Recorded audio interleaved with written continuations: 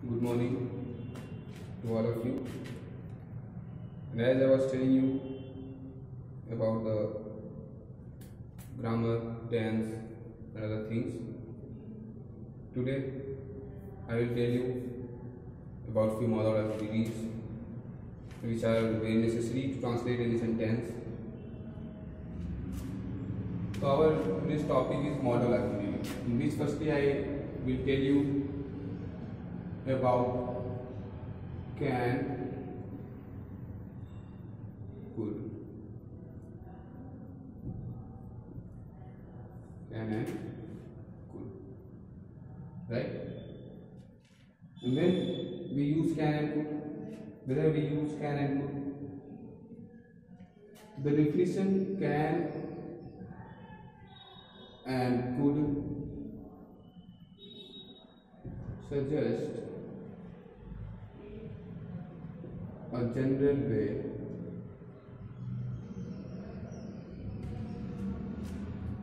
general possibility.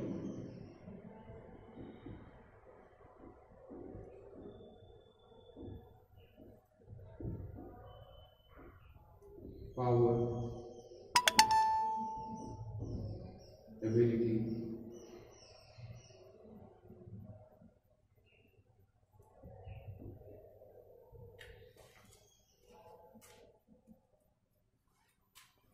so this is the definition of can and could. When you will find can and could suggest a general possibility or power or probability or ability. Suppose मैंने कहा कि राम खा सकता है, खा सकता है,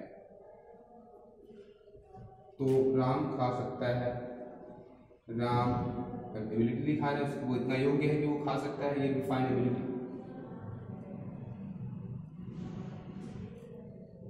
हमें यहाँ पे उसकी योग्यता दिखी कि हाँ वो खा सकता है, खाने योग्य है। Ram can eat. अब अगर मैं कहूं कि तुम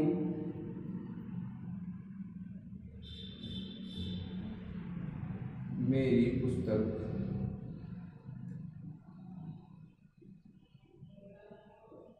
नहीं ले सकते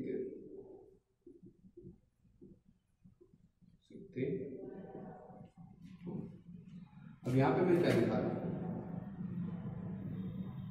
पावर भी समझ लीजिए, प्रोहिबिशन भी समझ लीजिए कि मैं यहाँ पे निषेध है, अगर निषेधता दर्शा रहा हूँ या मैं अपनी पावर दिखा रहा हूँ, तो बस दोनों कंडीशन में हम कैन का यूज करेंगे कि you can not take my, और फिर मैं कहूँ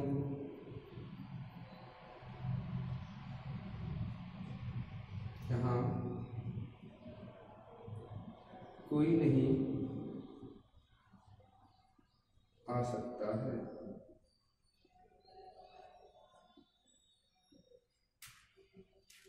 अब ये यहाँ कोई नहीं आ सकता है, प्रोहिबिशन है, निषेध है, तो no one can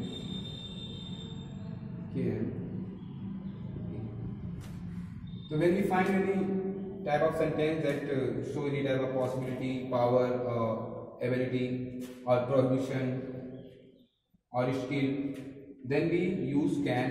And if we find these sentences in past tense, in past, suppose in present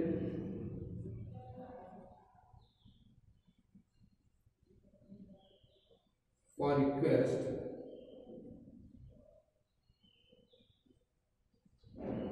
and possibility,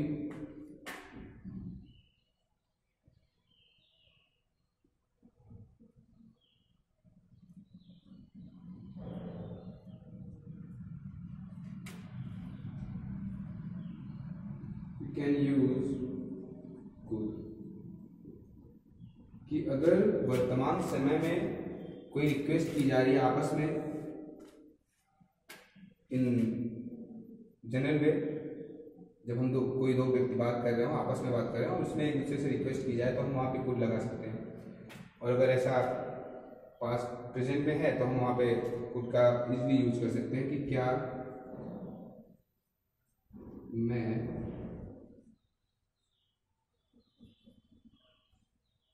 आपकी सहायता कर सकता हूँ।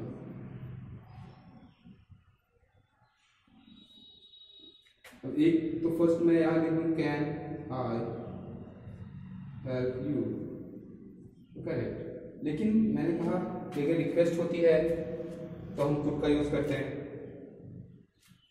अगर रिक्वेस्ट होती है तो हम कुड का यूज करते हैं, तो हम यहाँ लिखेंगे could I help like this. अब दूसरी बात यह है कि when we find this sentences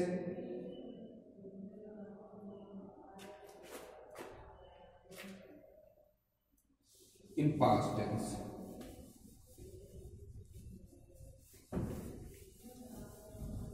मैंने आपको बताया कि कुड को हम कर सकते हैं क्योंकि एक एग्जांपल ये है कि कुड इज मोर पोलाइट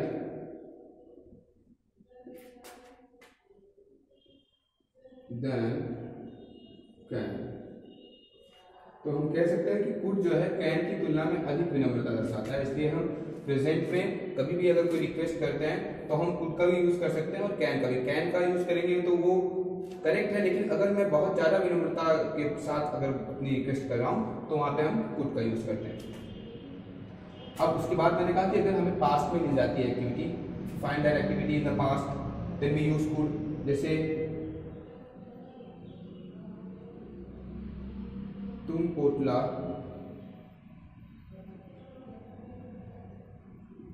नहीं उठा सके,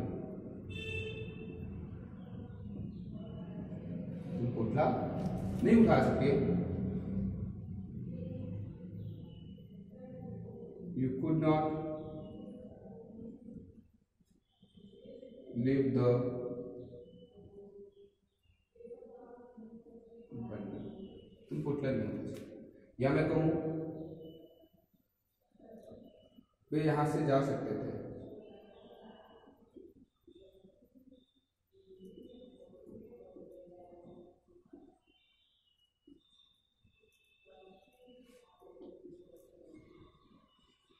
they could go from here, like this. Whenever we find any sentence in present that give any possibility, power, ability, request or skill, then we use can, and if we find those sentence in past then we use could. But in present too हम could का प्रयोग करते हैं। अगर बहुत अधिक विनम्रता दर्शानी होती है तो हम प्रेजेंट टेंस रहने पर भी कुड का प्रयोग करते हैं। तो ये होता है कैन और कुड के बारे में। अब मैं जो आपको दूसरा बताऊंगा, and the second topic is may and might.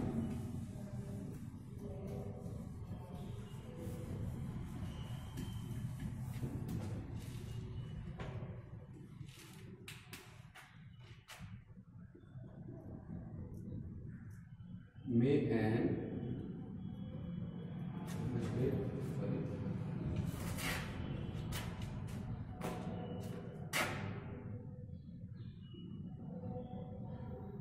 may and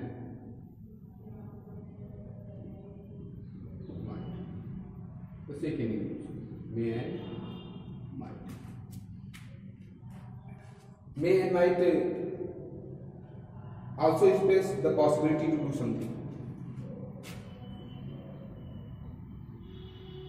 May and might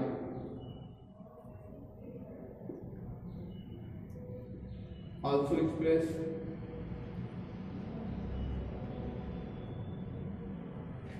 the possibility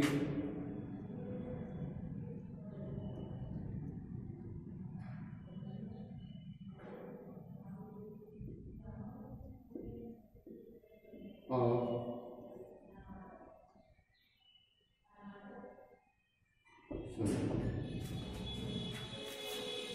so it also express possibility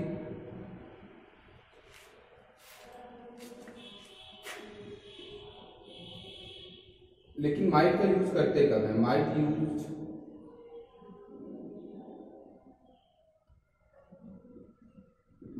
is used to show less possibility.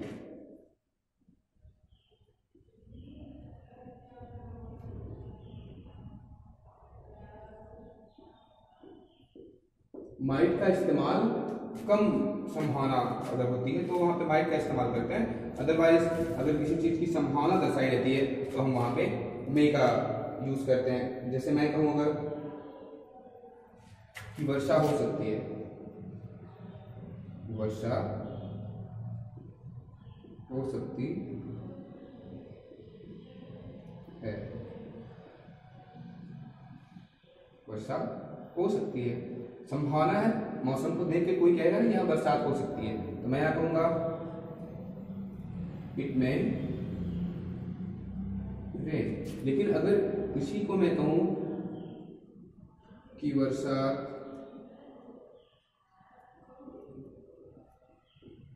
होगी, वर्षा होगी, अब ये लेस पॉसिबिलिटी है क्योंकि मैं इतना तो जानता नहीं हूं कि बरसात होगी या नहीं होगी। किसी ने कहा क्या होगी या बारिश होगी, तो रिप्लाई में आंसर आया कि हाँ बारिश होगी। लेकिन क्या मैं पूर्ण रूप से मेरी संभावना है, मैं ये जो है इसमें ये पॉसिबिलिटी है कि हाँ होगी, नहीं, लेस है। तो when we find less possibility then we use might.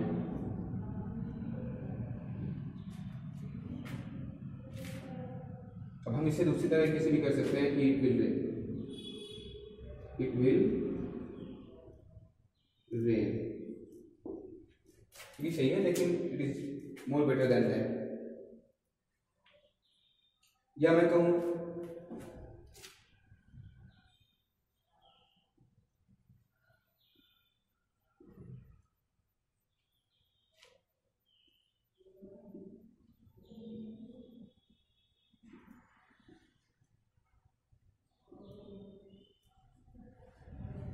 तुम खेल जीत सकते हो, संभावना है। यू में विन द गेम। लेकिन अगर मैं इसे यहां चेंज करके लिख दूं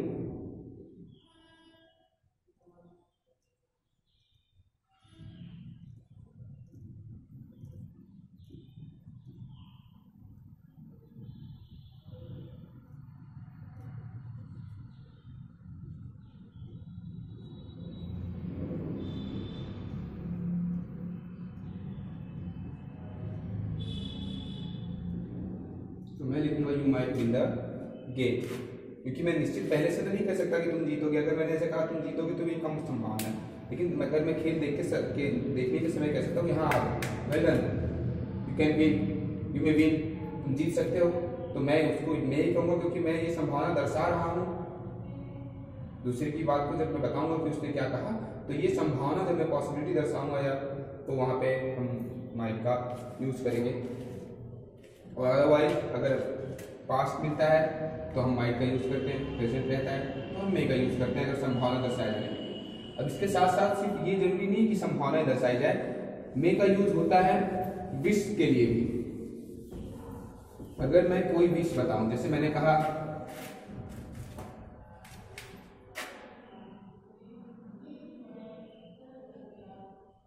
भगवान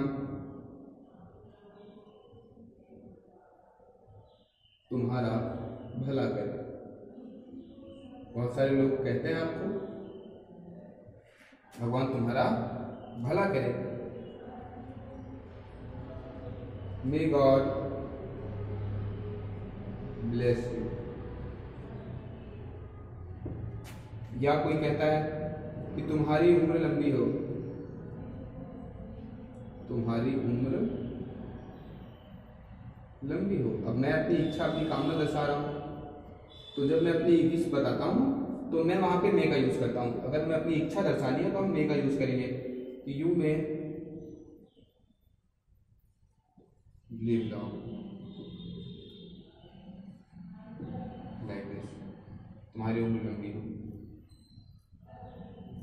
अगर दूसरा कोई सेंटेंस है तो अगर मैं तो कोई भी सेंटेंस से कोई कनेक्शन नहीं है कि अगर हमें विश मिलती है, पॉसिबिलिटी मिलती है, और अगर एकदम लेस पॉसिबिलिटी मिलती है तो हम वहाँ पे माइट का प्रयोग करते हैं। लेस पॉसिबिलिटी नहीं रहती लेकिन संभावना रहती है तो हम वहाँ पर मे का प्रयोग करते हैं। साथ ही साथ अगर हमें किसी से रिक्वेस्ट या कोई विनती करनी है, प्रे करना है, तो हम मे का ही यूज करते हैं, चाहे उसके लास्ट में सकता, सकती, सकते शब्द आए अथवा ना आए, we use may there. That's it guys, and I think my today's topic is over and I will meet you again tomorrow. Goodbye. Have a nice day. Bye bye.